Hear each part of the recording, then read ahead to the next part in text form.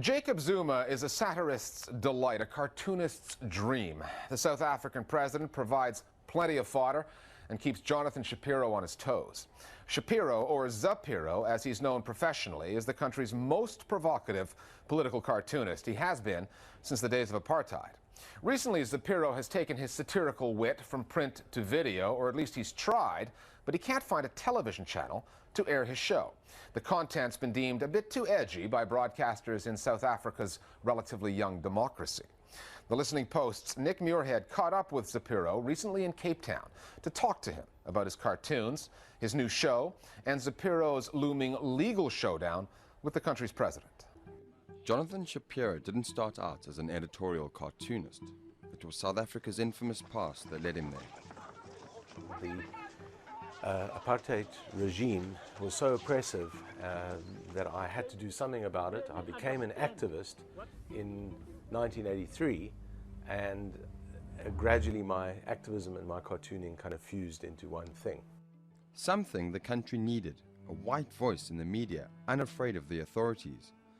But even in the new South Africa, Zapiro is still a thorn in the government's side. Things have changed enormously since the old days. We knew our enemy then. It was easy to be concerted in your fight against an oppressive and evil regime. The difficulties in the democratic era are that things are a lot less easy to pin down. It's also been hard for me to criticize people who I know, who I've been on the same side as for a long time. But I think I managed to, as I often say, beat the politically correct stuffing out of myself. He did that and more with this cartoon. It showed incumbent President Jacob Zuma preparing to rape Lady Justice. Zapiro called it a metaphor for the abuse of justice that allowed Mr. Zuma to take office. But there was a little bit more to it than that. Our sitting president was acquitted of rape charges under very controversial circumstances. A lot of people, myself included, were not very impressed with that verdict. People within the ANC, including Zuma himself and a number of others who were saying that I was unfair to portray him as a rapist after he'd been acquitted. I am saying it is clearly metaphorical because the figure of Lady Justice is a metaphor. But be that as it may, it is sailing very close to the wind for that very reason. Mr. Zuma then sued Zapiro, which led to this on-air skirmish. I am doing exactly what journalists and what cartoonists and what satirists do in democratic societies. And I thought, well, I'll ambush him a little bit because, he is suing me. Unfortunately, I got cut off when he made a statement which I thought was just grandstanding. You are invading my own dignity. But at least I got my say in, and a lot of people heard. Now, more than 2 years later, Zapiro has finally been issued with a court summons for the Lady Justice cartoon. I hope it goes to courts in 2011 because I can't wait to see the president of the country having to explain how the cartoon that Jonathan did was irrelevant to what he had done before he became president of the country. This whole case against Shapiro could set a very unfortunate precedent. It will be satirists now, tomorrow it will be journalists, the next day it will be particular analysts, on and on and on. We're coming from this country where in the 80s people used to get the newspapers with big holes in them because the state felt that it was not in the public interest. We don't want to go back there. Here's another technique Mr. Zuma doesn't like. Zapiro attaches a showerhead to the president's head.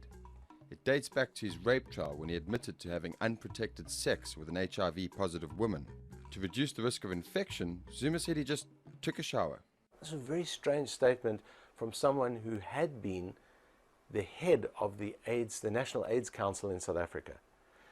So I did a cartoon where the shower appeared on his head, and it actually said AIDS prevention. For the next 3 years, every cartoon that featured Zuma featured the showerhead. That changed in mid-2009, but only temporarily.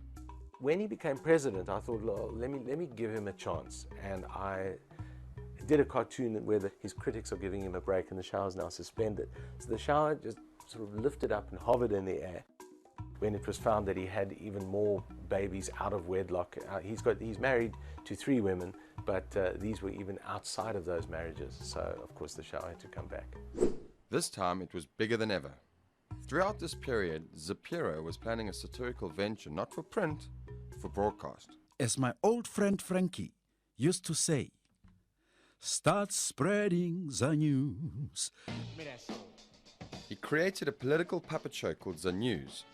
Zapiro teamed up with a French producer, Thierry Cassuto, who moved to South Africa in 1998, 4 years into majority rule, and saw a satirical opportunity staring back at him.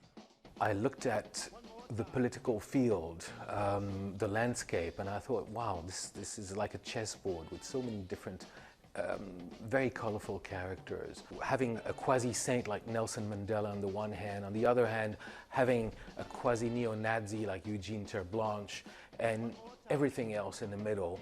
ZANews was commissioned by the SABC, the country's state broadcaster. But when the SABC demanded editorial control, the deal fell apart.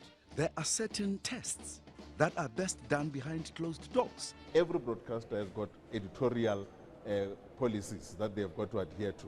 You have got to make sure that whatever product you put on air adheres to your editorial policies. That is the editorial control we wanted. The producers wanted to project it as a political issue. Government is influencing it. But if that was the case, the other broadcasters in the country, they also rejected it. Therefore, what does that say? None of the mainstream broadcasters were ready for our show.